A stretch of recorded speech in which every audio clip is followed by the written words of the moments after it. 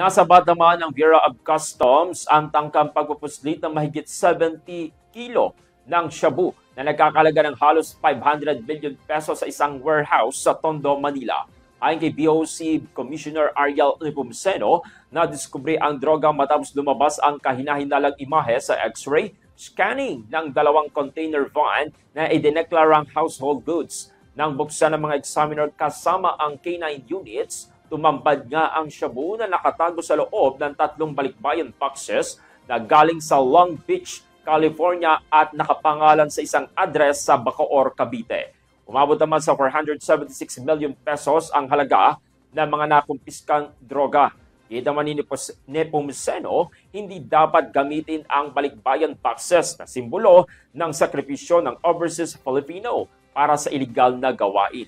Kasama ng PIDEA, tiniyak naman ng BOC na patuloy nilang babantayan ang mga pantalan laban sa drug smuggling. Naharap ang mga responsable sa kasong paglabag sa Dangerous Drugs Act at Customs Modernization and Tariff Act.